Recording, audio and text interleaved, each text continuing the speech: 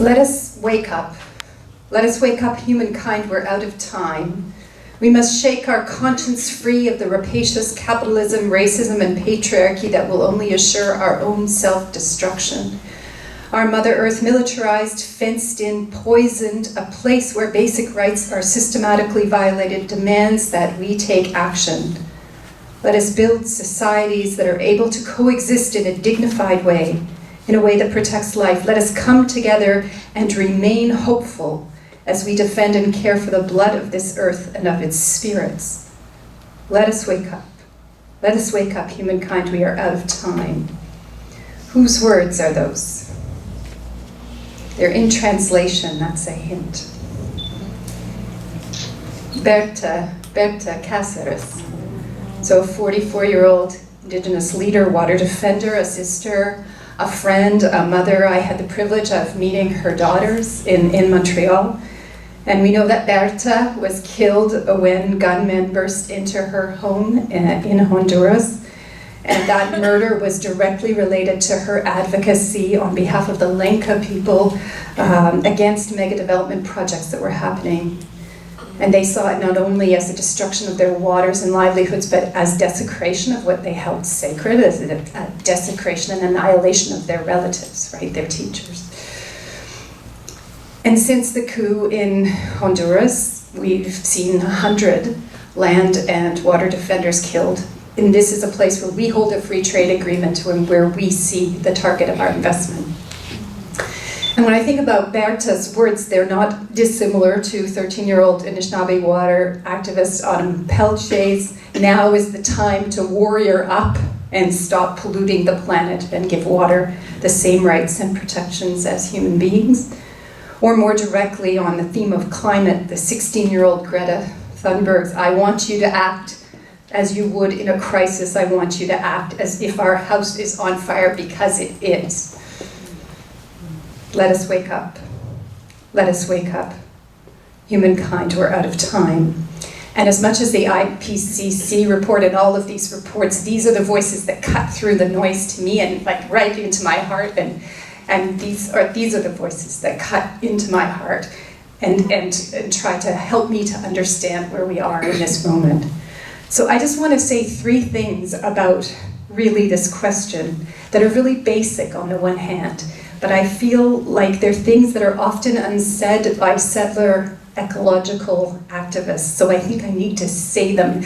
As the Latin Americans say, we need to visibilize. First, if we use this metaphor, there were people who were never asleep. And it's absolutely critical to recognize this.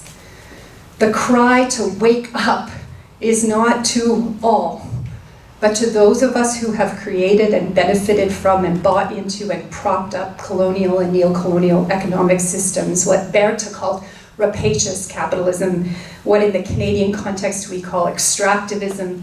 And that's tar sands extraction, but in the past that was the fur trade exhaustion and that was buffalo annihilation.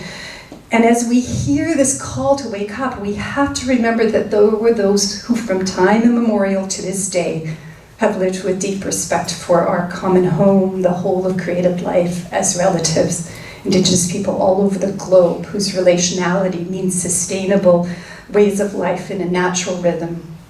And we can remember that when Deborah and Sylvia are in the room with us. But what I'm asking us to do is to remember it when that's not the case, in the places where that's not the case, because we have a way of forgetting that. Values, spirituality, governance, whole ways of being. There were those who were always awake and who continue to be awake to ecological wisdom, and we need to acknowledge that. The second point, and this is very important for us as settlers, those of us who are settlers, but particularly those of us who connect to a Christian faith, is that those who have been awake to the whole of the ecological world and its values and its needs and its teachings, who have loved, as Deborah said, loved Mother Earth, face the fiercest attempts to destroy them. And I am talking, of course, about colonial attempts intertwined with dominant Christianity, and that this must be acknowledged, that this difference in worldview, in laws, in governance, in spirituality wasn't tolerated. We tried to repress and suppress this wisdom by violent means. And we know this, that the dominion interpretation of Genesis, subdue and dominate, through the doctrine of discovery was applied beyond land to the people of the land, subdue and dominate. We must recognize that Indigenous ways of life, this relationality over dominion, was deemed not just unproductive, but idle and immoral, with the response ranging from annihilation and dispossession to this mission target of agricultural and moral cultivation. And when you were talking about the community gardens and the greenhouses, I was immediately went to like, it's not okay to be on the land because we're not doing anything. You have to build something, you have to be productive. That's the moral productive thing to do. And we must remember all of the strategies that were employed to sever Indigenous nations' relationship to the land, to repress Indigenous spirituality, to stigmatize and demonize the knowledge keepers. And we know that there are many examples of that, of the banning of spiritual ceremonies like the potlatch and the thirst and the sun dances. But these legal requirements to care for the land and the relatives were blocked and undermined and violated by our civilizing mission. And so for me, this is the missing piece of Laudato Si. Francis's call for ecological conversion to the giftedness of creation, the interconnectedness of all life, the inherent value of all living things, these are all welcome calls. And yet there's little or no acknowledgement that Christianity intertwined with colonialism in fierce attempts to suppress these very laws and principles and values that were held by Indigenous peoples across the Americas. So I'm talking here, and we're talking here about Christian colonialism and Indigenous nations, but we could also talk about the repression of earth-based spiritualities applying a gender lens. We could talk about the repression of women practitioners of earth-based spiritualities through the ages, the domination of Mother Earth, but also of mothers of the earth.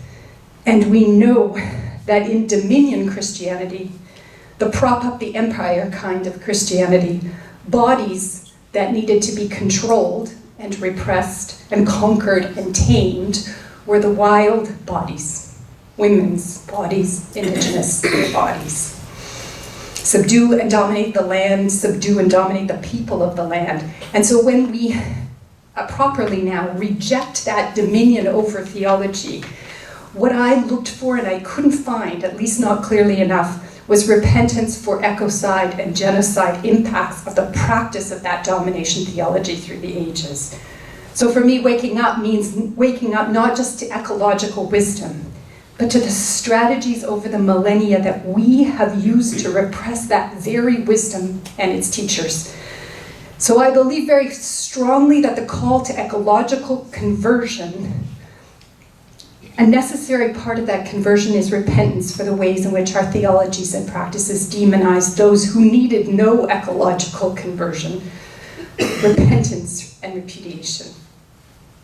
And the final point just around this question is this need to recognize that the impacts of this ecological crisis, this climate catastrophe, are still being experienced most deeply by oppressed communities, more likely by those who have stayed awake. Because we know that climate change and inequality exists in a kind of vicious cycle. It works the way the AIDS crisis did in the 90s, as a magnifier of existing oppressions. And the inequalities give communities increased exposure and vulnerability to climate hazards. Those communities suffer more, and then the inequality worsens and the cycle continues. And we know that happens in the Indigenous communities, and we could hear it on the radio this morning as the state of climate emergency in Old Crow, in High Level, the communities most affected by the flooding, the fires, etc. And in a global view, we have to recognize that many of the countries at risk of the huge climate impacts are countries affected by legacies of colonialism. We called it ecological debt back in the day. We extracted wealth and resources from those communities. That wealth helped to fuel industrialization. Now we are sharing the climate impacts of that industrialization with those communities. The people who are not responsible are the ones who are facing most of the impact. And to make one further connection, we must remember that the largest section of Canada's per capita emissions come from mining, a practice that we export around the globe to climate impact, to water and soil degradation, and to the criminalization of Indigenous land defenders. To stand against Canadian mining interests in Colombia or the Philippines, as our partners do, is to risk your life. Or, as Sylvia talked about, to stand in the way of settler entitlement by being on your own lands is to risk the rifle. And I think we know these things. We know these things, but we forget them and we're silent about them. We must ensure that our climate work is humble and repentant and redistributive. Climate justice over climate care or creation care. Climate justice intertwined with Indigenous justice, intertwined with economic transformation. Yes, it does, and it should change everything. I want to recognize one more reality, and again, it's not hard to say in this moment, but it is that Indigenous people always resisted. And the hidden children are one of those beautiful examples of that, right? Took the practices and the children into the woods and hid them from our attempts to repress them. And Indigenous people resist still all around the globe, defending life even in the face of death. Berta Cáceres Presente. They say, she did not die, she multiplied.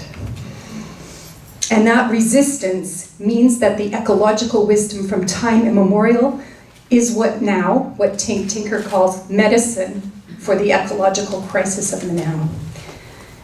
And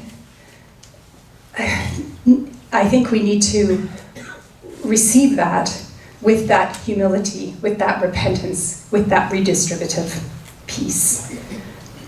Indigenous resurgence with new generation passion is giving us hope for the future. It doesn't mean that it's Indigenous people's responsibility. It means it's all our responsibility, and I think that's the response to that notion of defending our children. Defending and protecting all children. We're all responsible for that.